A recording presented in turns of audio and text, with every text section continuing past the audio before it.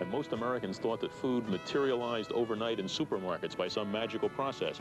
People would say to me, oh, I just flew over Kansas, and there's all that empty space we could put houses and factories on. And of course, here's this funny green stuff growing in Kansas, just didn't register on them. You can best visualize it as a highway built of grain that goes around the Earth at the equator, 18 meters in width and 2 meters in depth of roadbed. That was what was produced in 1971. America's #1 resource are the Corn Belt soils. When that goes, ladies and gentlemen, that is the end of our civilization.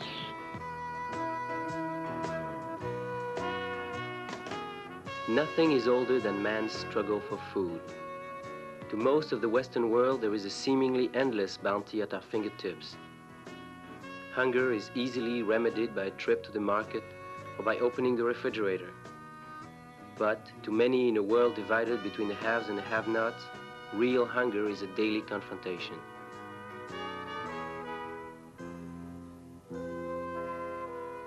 It's a jolting experience to remind ourselves that 500 million people suffer from some form of hunger.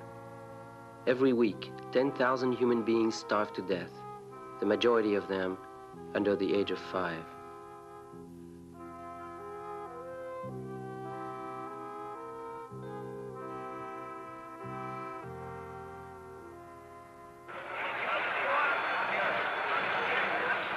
The Chicago Board of Trade, the world's largest commodity exchange, the center of the world grain trade.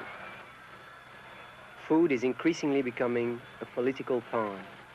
Many even refer to it as the ultimate weapon. But will there be enough food to feed 80 million more hungry mouths each year? In the next half hour, we'll take a look at various aspects of the global food picture.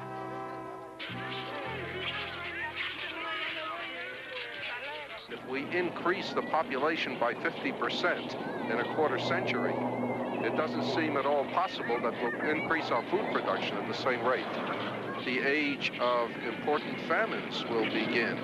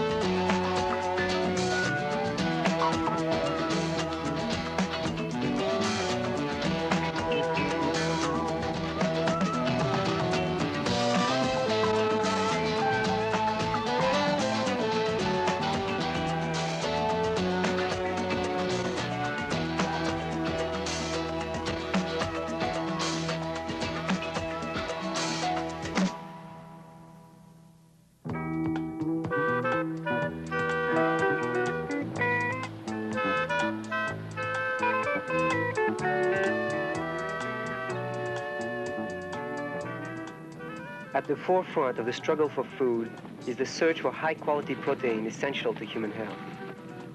One of the richest sources of this protein can be found in the 70 million tons of fish harvested annually. We joined a small fishing expedition off the western coast of Mexico to observe a sardine catch.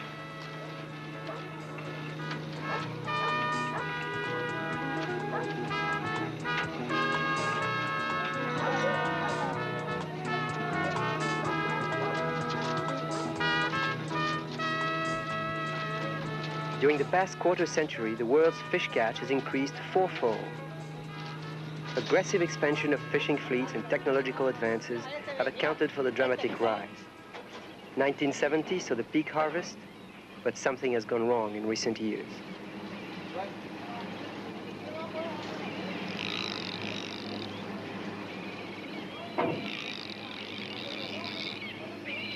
Various factors are involved, foremost of which is overfishing.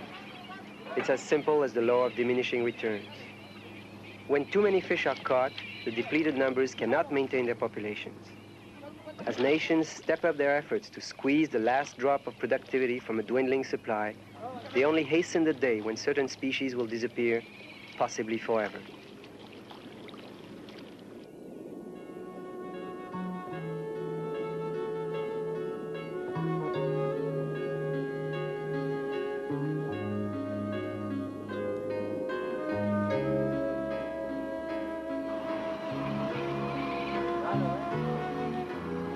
A striking example of poor resource management is the case of the Pacific sardine.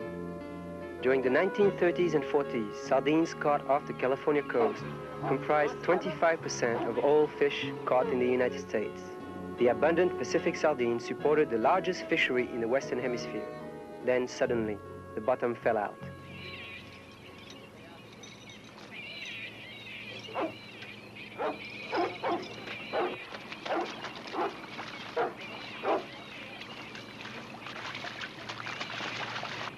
By 1972, the catch plummeted to a scant fraction of the peak year. Some experts suggest environmental factors such as pollution and competing species had an impact. But there is strong suspicion that intense fishing was a major reason for the drastic decline of the Pacific sardine.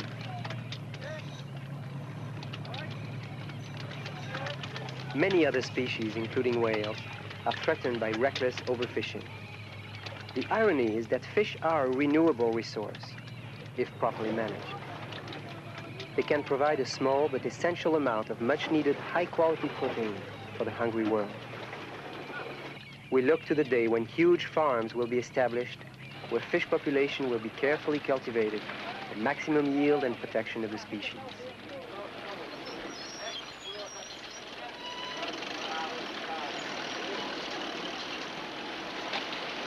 One-third of the world's fish catch is unsuited for human consumption, but as fish meal, it's an important element in livestock and poultry feed.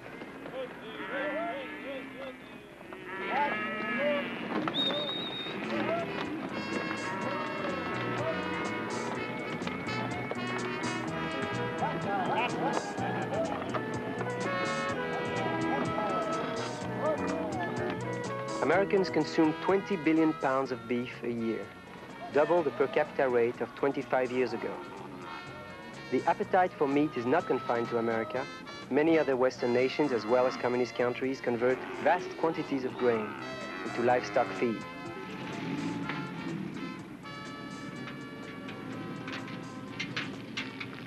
Faced with finite resources and a burgeoning world population, it seems certain even affluent countries will one day have to exist on far less meat.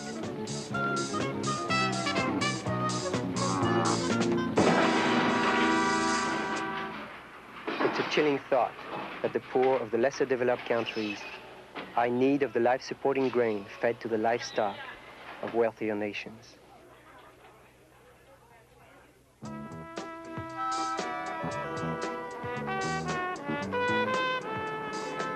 Fish and cattle are important food sources, but the crux of the global food picture is grain. We took the Flying Calypso to Mexico to visit with Dr. Norman Borlaug, who won the Nobel Prize in 1970.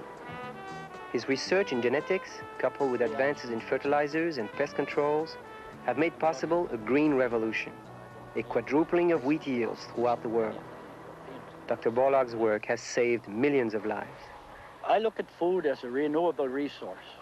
It can be produced indefinitely if you handle the soil right. It can be increased considerably on each of the cultivated areas as we know it today. There is no country in the world at the present time that's self-sufficient in all of the natural resources that it needs for its own economy. Unfortunately, in this period of the 20s and 30s, the United States at that time thought that it was in such a position, and the isolationism philosophy, and it prevailed. And at that point in time, from the standpoint of mineral resources and petroleum and all of these, it essentially was. But that day is gone forever.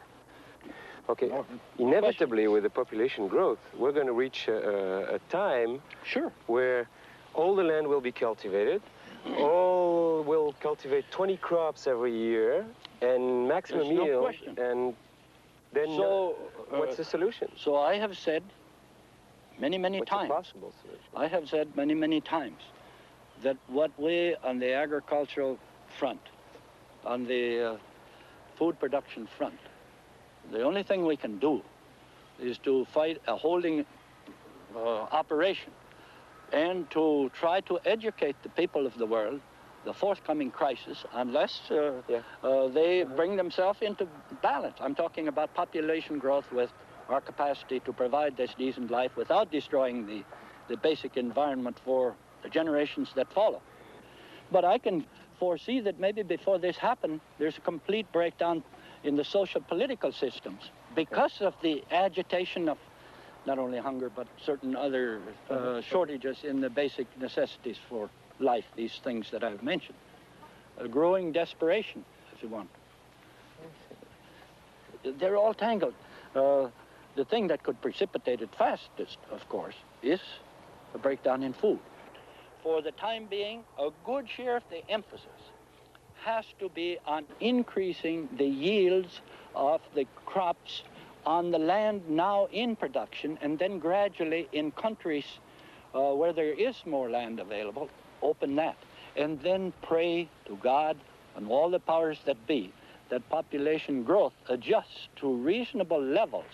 Well, do you think that's going to happen? I don't know. Population is increasing at the rate.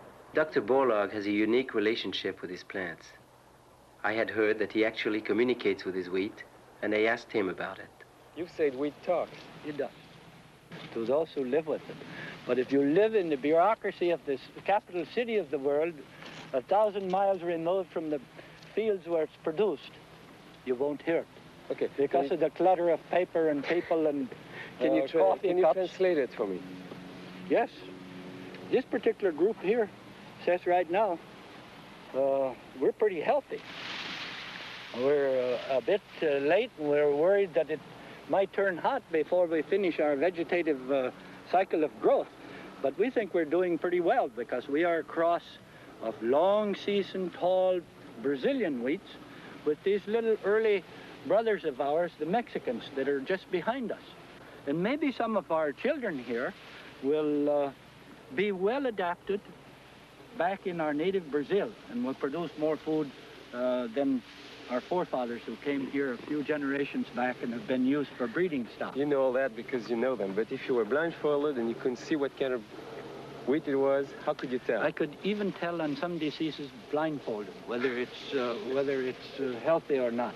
Not on all diseases, but certain of the rust diseases, just by the touch, you can tell. Dr. Borlaug is deeply concerned how the principles of food production are applied to feeding the world's hungry. He shares his philosophy with students from every corner of the globe. Take a look at the United Nations today. Every year there's at least 7 new nations that come into being. Frequently, you will see that those new countries do not have the natural resource base to hopefully give a reasonable standard of living to the peoples of that new nation. I'm not against independence per se, as a group, as a basic right. We're all dependent now. America's farmers provide essential grain for 1/4 of the world's population. No country has made more efficient use of its available farmland. But increasingly, the country's fertile acres are being overtaken by encroaching development. We flew to Sun City, near Phoenix, Arizona, to investigate a retirement community sprawling over formerly productive farmland. How many houses they put up every year, you know? Well, I think I saw a piece in the paper last year. They only put up a little less than 900, but here a year or two ago, when there was, before the crunch come on, why, I think it was 1,900 and something they had in 1 year. 1,900 houses in 1 year? This was farmland, mostly. Yes. Flat farmland. Are there a lot of people moving out of here? Very few people move out. They move from one area to another. In other words, to update their homes and this and that and the other. But after they hear, 99% of them stay. So you'd say people are happy here? Oh, absolutely. You never saw such a bunch of happy people. How many people were there when you bought here? 6,000. 6,000? Yeah. In 1965. And in now there's around 37,000, I understand. 37,000.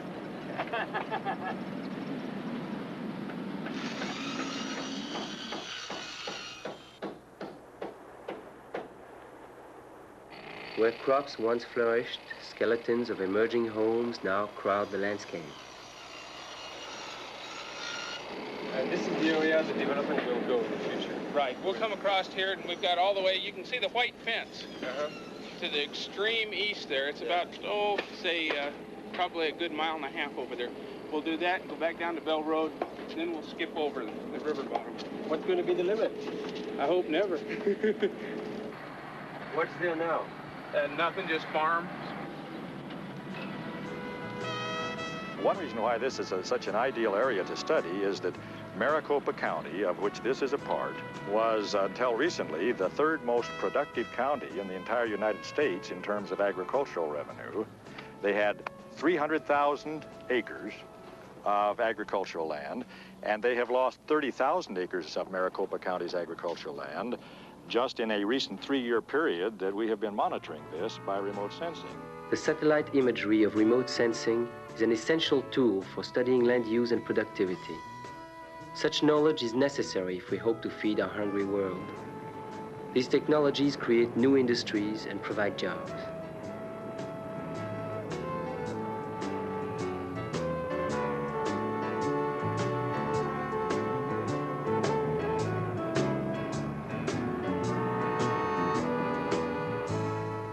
Ever since man developed agriculture, he has been making use of the environment on a short-term basis without considering what that will do to the environment in the time of his grandchildren. Now, as population increases, this can only grow worse because in the wild reach for food, nobody is going to worry about what will happen to the land 100 years from now. What things are irreversible is if we destroy good ground that could be used for growing food, it's gone for good. Reconstituting that ground is an enormous and expensive and in many cases impossible activity. Our center here has been studying a group of farms in the Midwest which do not use chemical fertilizer and pesticides, and comparing them with neighboring farms that are otherwise identical, except they follow the conventional practice of using fertilizer and pesticides. Dr. Commoner's research shows that profits from organic farms equal that of conventional farming, but the yield remains higher for chemically treated soil. Nonetheless, some farmers are turning to organic methods to overcome the cost and environmental impact of fertilizers. On this farm, we're trying to use a closed cycle where, with the natural fertilizers, we will stimulate through making compost.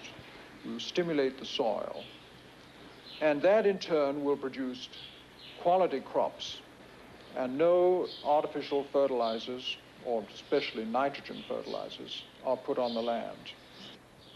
Although in the minority, Michael Skelly is a firm believer in organic farming. Looking for the worms, and the worms are not in the soils anymore because we're using too many pesticides, too much artificial fertilizer, and the worms don't like this.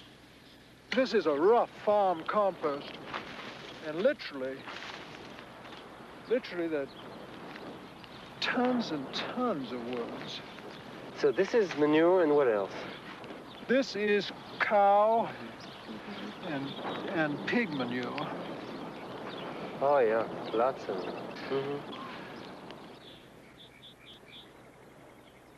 In the last 1,000 years, we have had probably the best stretch of weather in the last 30. So one of the really key things in the world today, as far as what's going to happen to us in the next 10 or 20 years, is what is going to happen to the weather. And if we're smart, we're going to do what the best meteorologists are recommending, and among other things, start putting away carryover food supplies, because things could get very, very tough very, very fast. Very few people realize this, even though the meteorologists have managed at least to persuade the CIA and I think even the president that this is serious. They have yet to be able to persuade the Department of Agriculture, because I don't think the people there are bright enough to be persuaded. There's the question of how the resources of the world will be divided up and whether we will be able to continue to co-opt an unfair share. And you've got to remember that while we are trying to grab more than our share of the world's resources, we are busily arming the people who don't have a fair share with atomic weapons. And that makes me very nervous. When the Indians exploded their atomic bomb, they were giving a very explicit message to the world. Namely, when the food is shared out, India is going to get its share like a nuclear power, not like some poor relative. If some country says, if you don't give us food without anything in exchange, if you don't give us food, we will use terroristic methods to attack you. And if we then give in, then we're dead. Because the only answer to blackmail is to say no and to take the consequences, sort of fight it out, so to speak, take the security measures that are needed, take the losses that will occur. You simply cannot give in to a blackmailer. If a country like Bangladesh goes under, how do we limit the effects that that'll have on the rest of the planet? I think it's necessary to look at those questions, but basically, I think the answer is that large-scale regional collapses will lead to large-scale disaster. We are too interdependent, and to think that somehow we can remain an island of affluence, say, in the United States and Western Europe, while the rest of the world slides down the drain is a very, very silly idea. Once you understand how the ecological and economic networks are tied together, and see, in addition, that the people who we think are going to be going down the drain will have nuclear weapons, one sees how silly that is. What very few people realize, I think, is that at the present time, the total production of food globally is much more than is needed to give every human being an adequate diet. And what the world food problem tells us is that the basic question is unequal distribution of food, and the basic reason for that is unequal distribution of wealth. And it seems to me that the big problem that we have is to equalize the distribution of wealth between countries and within countries between different people. There isn't any realistic chance that the rich world is going to redistribute its riches. So you have to grow. I think what we can hope for in the next, let's say in my generation and in my children's generation, you can hope to educate people so that they allow the poor world to grow faster and the rich world to grow slower. That seems to me not impossible. Right now, between 2 and 20 million people will starve to death this year. To the extent that we lose those people, we haven't solved the problem for them. But I think we can move to a better world if we can manage to change a lot of attitudes about how we treat each other and how we treat the environment.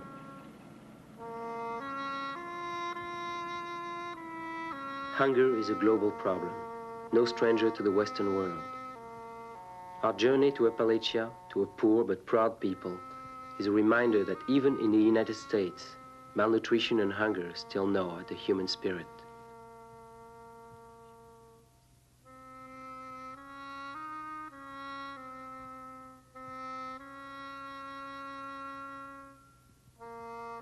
But the spirit survives in people like Earl Gilmore, a man who knows real hunger.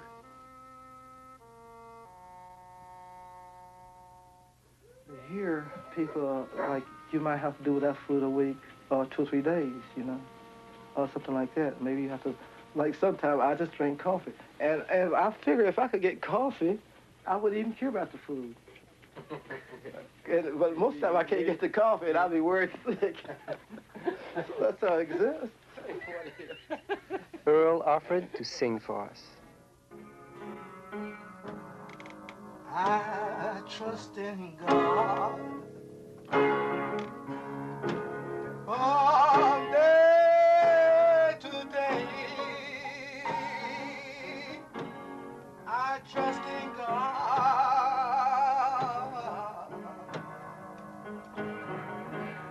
I know He cares. And come what may.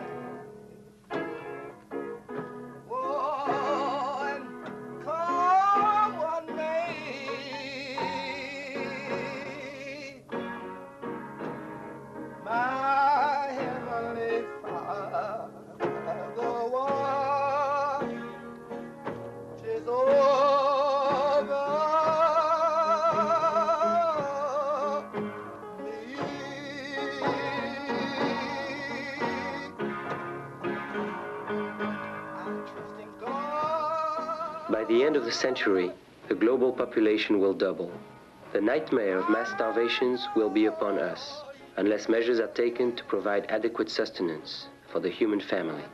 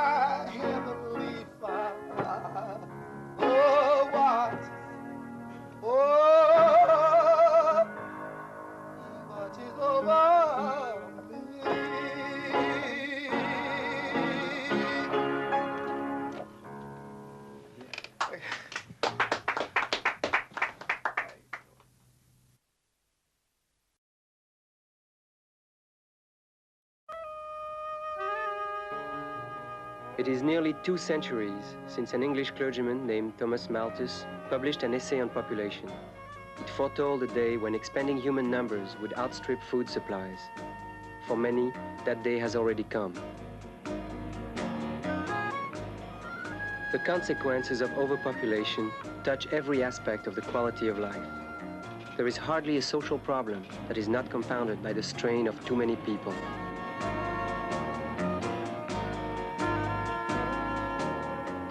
In much of the world, overpopulation is seen in terms of crowding, pollution, and the overuse of resources. But in the poorer nations, the issue is survival itself. We are now 4 billion on our water planet. 140 babies are born every minute. By the time this program is over, an additional 4,000 human beings will be vying for the planet's limited resources.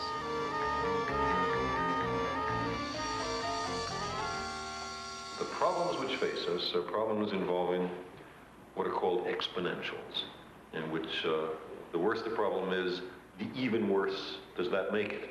And overpopulation is clearly one example. The more people you have, the more people you're going to get in the next generation, and the curve starts increasing exponentially. And we are certainly on an exponential population increment in which there are several 100,000 people born on the earth every day. It sort of strikes me as strange that I'm 44 years old, and when I was born, there was only 2 billion people. So that in my lifespan, the number of people have been added to the planet that were to the same number that was built up between the year 0, which is several million years ago, and the time of my birth. If we allow population to increase, all kinds of dire eventualities may be expected. Legal infanticide, increasing disrespect for life, refusing to keep people alive in hospitals. And in the end, perhaps nothing will work and our civilization will topple. I would take every economy in our country, in our world today, and I've gone over every one of them, taking the kilowatt hours per capita of that economy. And as the kilowatt hours go up, there's one exactly reverse curve, that's the birth rate goes exactly down. Well, the population will level out. We just don't know at what level. The most optimistic estimates is 12 billion, and most pessimistic is 25 billion. So it will be in between these two limits, which is a terrible amount of people. Central America, July 1969. At the same time that man takes his first steps on the moon, a series of skirmishes between Honduras and El Salvador marks the first population war in modern times. The primary cause of the war, El Salvador's densely packed population, has spilled into Honduras. Competition for farms and jobs leads to a brief but bitter fight between these sister nations. Over 250,000 El Salvadorians have crossed the border to seek a better life.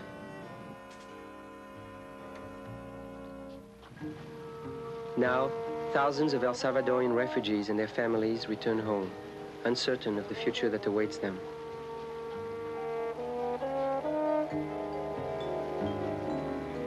In a nation ravaged by a runaway birth rate, these are the unfortunate victims.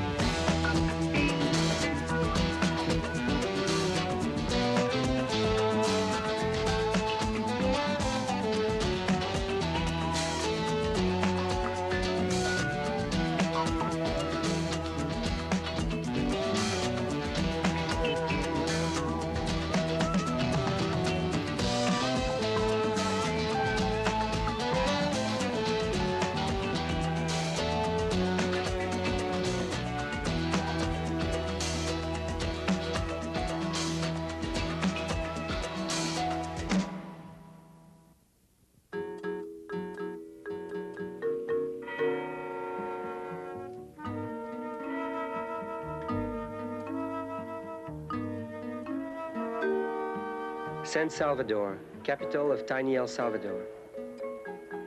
We are here to see what changes have been made since the war with Honduras. We will look at conditions here and later in Costa Rica, two representative nations trying to battle the many-headed population monster.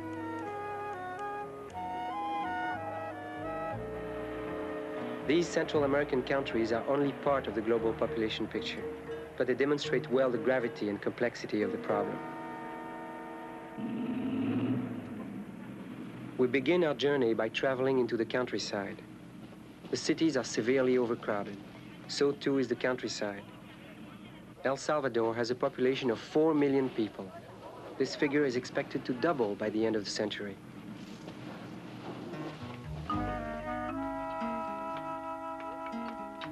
"60% of the nation relies on agriculture for a living, but there simply is not enough land.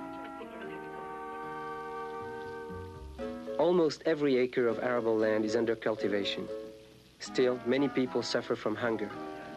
Aggravating the situation is an almost feudal agricultural system. A new agrarian reform program is being implemented, but due to the high birth rate, cooperative farming groups such as this one are barely making a dent in the capacity of the nation to feed and care for its people. I spoke with one of the farmers, Lisandro Colato. Es uno de los grandes problemas, una de las variables, es un indicador del subdesarrollo nuestro. He told me the problem in the fields is directly linked to the nation's population problem. I asked, what happens when the population doubles again? Who knows? We'll probably end up eating one another. Such prospects are indeed grim, but a new activist spirit does offer some hope. Es necesario usar la pedagogía de la repeat the same, and at least someday the people will understand better their situation. I don't have the answer. We are only trying to do something. And I think that if everybody in our country and in all countries do as best as possible, I think that we can find at least some solution. One has to adopt the attitude that responsibility has to go with power. And in our world these days, the sovereign unit is the nation. That's the unit that has the power. And responsibility should go with that same unit. In other words, I think that those countries around El Salvador should refuse to solve El Salvador's problems by taking on the excess population she's producing. They should simply say, no, you have to take care of them yourself. You can't move them over into Honduras and get rid of the problem that way. It's up to you. And if it hurts, then you'll do it. Not all parts of the country suffer from overcrowding. Here in the capital's well-to-do suburbs, life is very comfortable.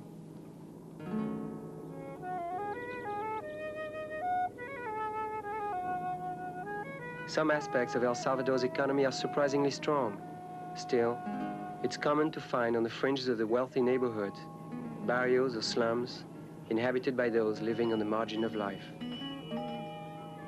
Here in the city, we have a standard of living double the standard of living in the fields. So, you know, if you can get in the field about $2.50 a day, and if you come to the city and your average here will be $4, you will be willing to come. And the government also is viewing this situation as an integral situation, not as a particular situation of population growth. They want to cover maternity aspect, and they want to cover nutrition for children, and they also want to cover the family planning. In the center of San Salvador is a testament to the ineffectiveness of the country's family planning program, La Maternidad Hospital. As I look around at these delicate bundles of new life, it is difficult to comprehend the consequences their numbers harbor. I asked the nurse, how many infants are cared for here?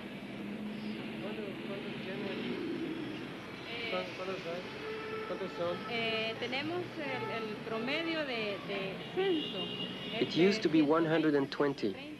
Now, 150 babies are born here every day. 1 out of every 5 women who enters this hospital is getting rid of a baby rather than having one. Abortions are a drastic measure of last resort. An effective family planning program would obviously be a far better solution. But some people here still believe that El Salvador should expand its population. Margaret Mead has a different view.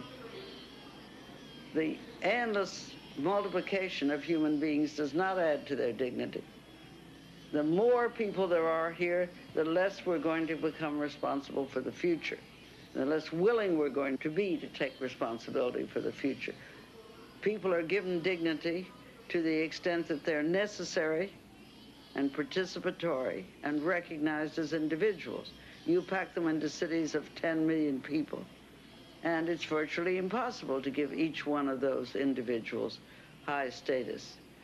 To be one of 3 billion people on this planet, does that dignify one more than to have been one of 1 million people, and that's all the human beings there were? Or one of possibly a few thousand human beings that carried the responsibility of the whole of evolution on their shoulders? Julio Guzman is 10 years old. Every day he's up before sunrise to start his paper route. Luckier than many children his age who drop out of school, Julio still attends class when he can. He's also fortunate because he has a family to come home to, unlike many abandoned children.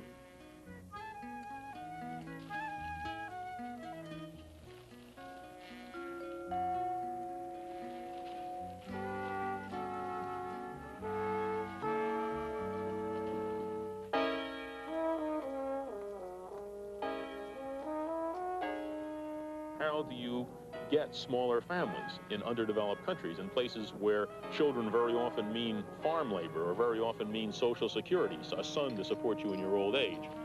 Neither of the two extremes is right. In other words, one extreme says basically it's a question of just getting contraceptives to the people. They really want to have small families. If you give them enough contraceptives or give them access to abortion, they'll have smaller families. That's one view. Another view is modernize the country, and they will tend to have smaller families, just like we now have smaller families in the overdeveloped countries. What's wrong with the first view is that there's a lot of evidence that although there are some unwanted children in underdeveloped countries, most of them are wanted children because of the economic conditions and so on, and so that you require, in addition to access to contraception and abortion, some changes in the society to make the desire for smaller families appear.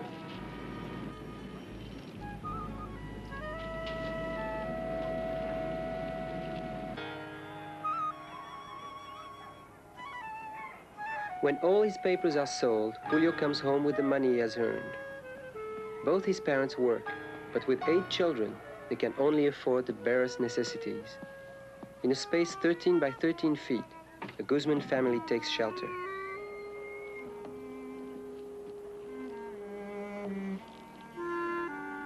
His parents hope that one day Julio will find his way out of the barrio.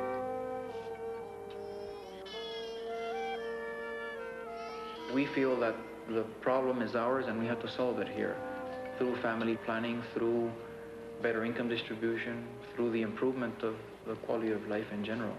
I think that the government, for the first time, has a long-range vision of El Salvador. They've developed an econometric model of what El Salvador will be in the year 2000. All that comes out of this model is that the situation is very dramatic and that it will require dramatic solutions and dramatic policies. We've discovered that as of last year, something like 2/3 of the entire urban population in the 5 major cities lives in non-conventional housing, which means they live in squatter areas or in tenements or in illegal subdivisions. And the reason is that the conventional housing market has not been able to supply with them housing because of the prices. We're trying to help by producing housing that is within reach of these families. The kind of units we produce can be afforded by 90% of the families in El Salvador.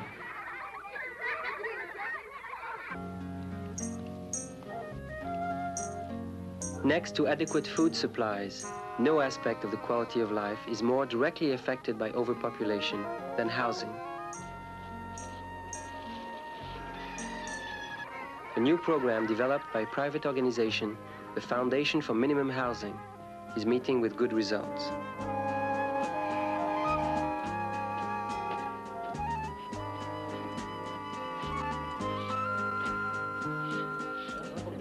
Even poorer families can afford $5 to $10 a month for a simple home.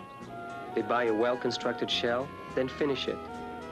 This program, though limited in scale, does show that decent housing can someday be within reach of even the poorest families.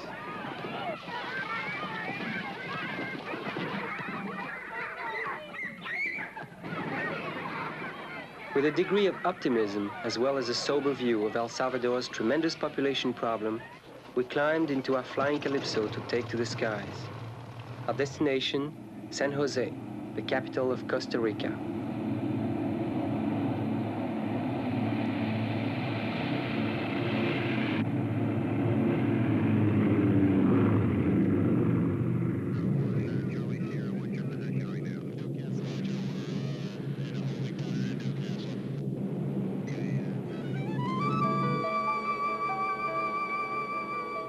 From the air, I am struck by the natural beauty of El Salvador. The country is dotted with volcanoes, which account for the rich soil, ideal for growing coffee, her #1 crop. Even steep hillsides are terraced for farmland. But El Salvador's small 8,000 square miles were never intended for a population of 4 million, let alone the staggering projections for the future.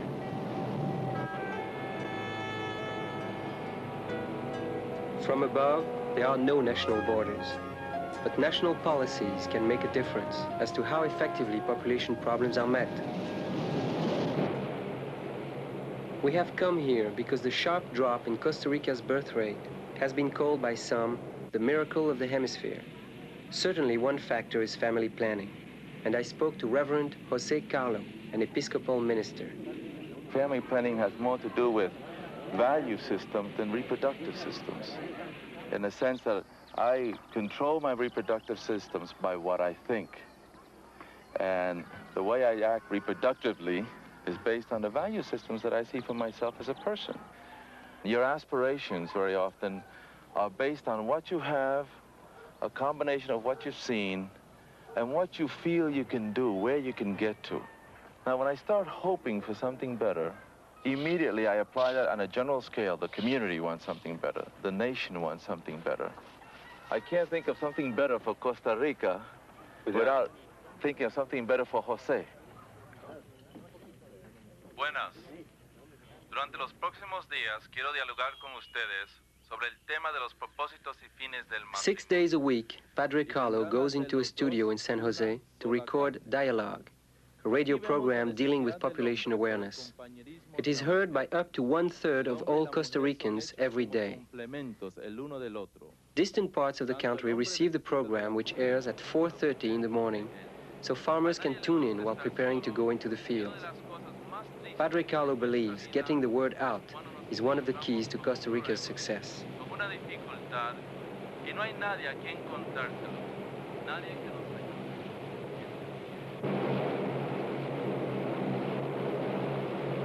As we did in El Salvador, we are flying to the countryside in Costa Rica to focus on Guanacaste, a province in the northwest.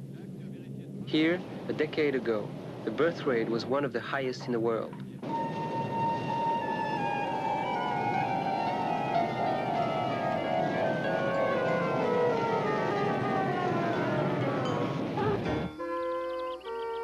Today, the birth rate in Guanacaste has been cut in half. As with all of Costa Rica, the reasons for the successful decline in population growth are not easy to pinpoint. Clearly, a number of factors are involved.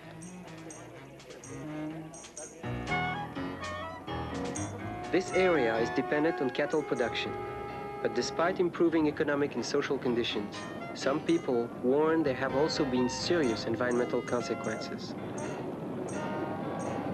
The Guanacaste area, where man moved in, removed the jungle, planted crops. The crops then were replaced by cattle. They now have constant droughts there, and we expect that it's just a matter of time before the area becomes uninhabitable for man and for beast, and perhaps it will return to jungle. It's a very interesting kind of a phenomenon. This is one of the only nations in the world without an army. Education is top priority. Almost half the national budget is set aside for schools. It is no surprise then that Costa Rica's literacy rate is one of the highest in Latin America, almost 90%. Most schools offer sex education classes where students and teachers can talk frankly about virtually any topic.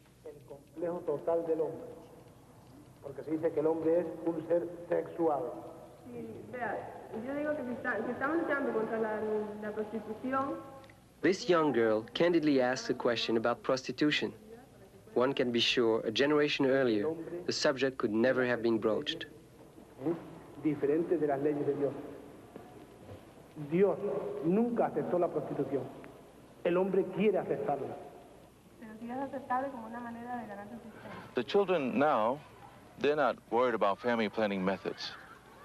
But unless we get the right ideas in their heads now, they begin to conceptualize the problem of population in terms of their community. Work, health, education, roads, housing. Or their well-being. Or their well-being.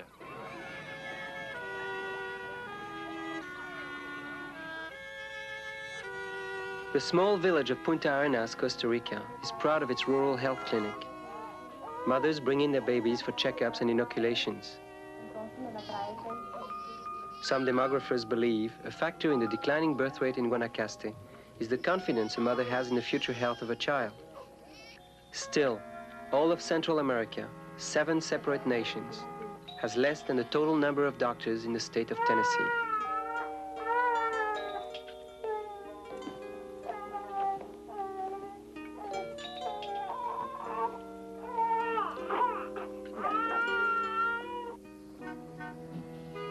Costa Rica's family planning was not begun until 1968. Now, 1 in 4 women is using some form of contraception. After a brief medical examination, women are given birth control devices at no cost. It is impossible to attribute the country's impressive drop in the birth rate to family planning alone. But a relatively vigorous program of education and distribution of contraceptive devices seems to be paying off. Significant progress has been made on the population front in other parts of the world as well. In China, where 1 in 5 humans live, the birth rate has dropped dramatically. Access to birth control, increased male sterilization, and more women in the workforce are some of the factors helping to stabilize a portion of the world's population.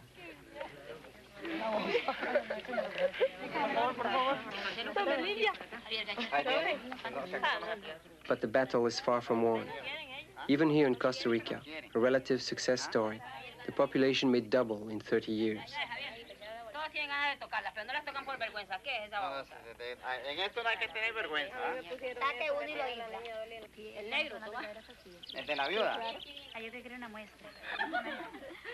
Slowing population growth in the developed world is also crucial, as Paul Ehrlich points out.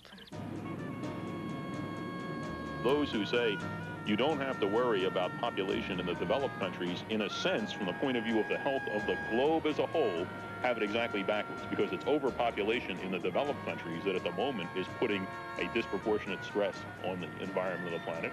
Every person you can prevent from being born in an overdeveloped country is a birth control triumph that's maybe 25 times on the average as good as preventing a person from being born in an underdeveloped country. Well, I mean, I would not kid you and tell you that I think we're going to manage to halt population growth by lowering births. I am convinced, as I think most ecologists are, that a lot of the halt that was inevitably going to face us in the next few decades is going to come from increased death rates. And the people who are responsible for that are going to be the people who opposed lowering the birth rate 20, 30, and 40 years ago. People ought to make their own moral decisions about abortion, and the people who ought to make them, obviously, are the women concerned. Some people think it's immoral, then they should not have abortions or be involved in doing them, but I think it's an option we have to keep open until people have access to good contraception. Remember this, if you are opposed to contraception and abortion and so on, you are automatically in favor of people dying early and in misery, because population growth is going to halt. The only question is it going to be because we have fewer births or because we have more deaths?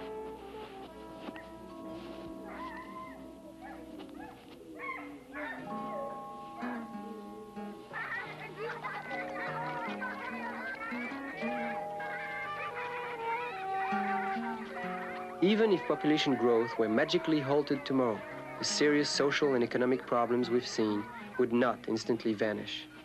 But unless we control our numbers, our efforts to solve these problems will be doomed to failure.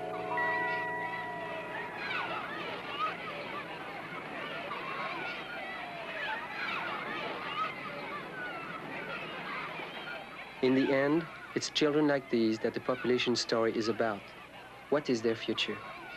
What kind of world will their children inherit? Ultimately, it is up to all of us to decide.